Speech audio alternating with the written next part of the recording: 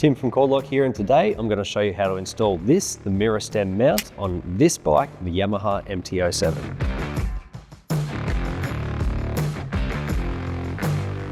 So before we start, we are actually going to be removing some of the parts from this bike. So if you're not comfortable doing that, we highly recommend getting a qualified mechanic to do that for you. So the next part is kind of simple, and it's a personal preference mostly.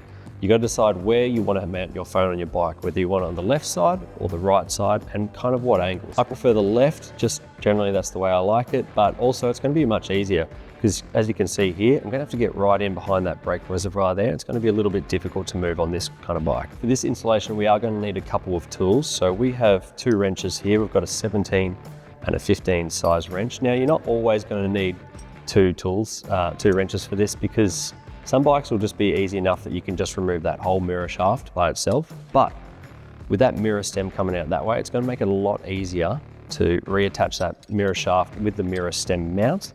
So we're actually going to remove the mirror stem as well.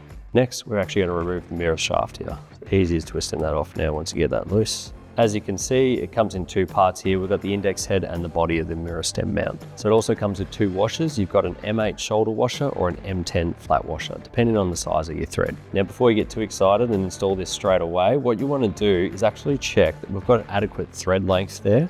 So 10 mil is the minimum recommended, and I've already done my homework, so I know putting the washer on there with our mirror stem, we've got 10 mil there, so that means we can get enough grip and your mirror's not going to fly off when you're riding. So now it's just a matter of finding the thread in there and twisting that. Sometimes you have to get a little bit past the mirror stem, feel that grip in, and it doesn't matter if it's not in the exact position of where you're going to put it, because we're going to adjust that later. Now, for some instances on some motorcycles, you might need a little bit more clearance on your bike. We've got plenty on this, but for those that need it, we've got adapters. They look like this. If your bike doesn't have enough clearance to install the mirror stem mount, you may need to purchase our adapter kit. The adapter kit is required if your mirror attaches below scooter fairings or needs additional clearance from surrounding components such as a brake reservoir. Using the adapter will raise the position of the mirror shaft interface by 20 millimeters, or 0.79 inches. Our adapter kit comes with 4 adapters to suit different motorbike interface thread sizes. There's an M10 1.25 thread pitch,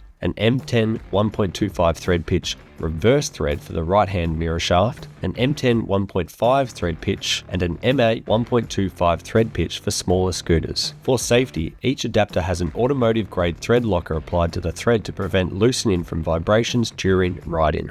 As you can see, this is still pretty loose, but before we tighten that, we actually want to adjust the gimbal head so we can roughly get around the right position of where we want to be putting the phone. If I move that just there, all I have to do is loosen this gimbal head here, pull it that way, and retighten like that.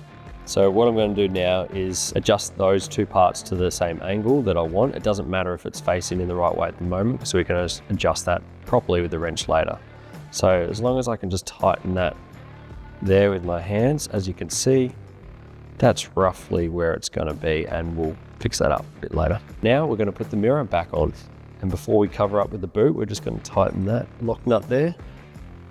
Now we've got the mirror back on, we're going to adjust this into position. As you can see, I move it around about there. Got to hold that, can be a little bit tricky. And as long as I can tighten that, that gives me enough time to get the wrench in and tighten it properly.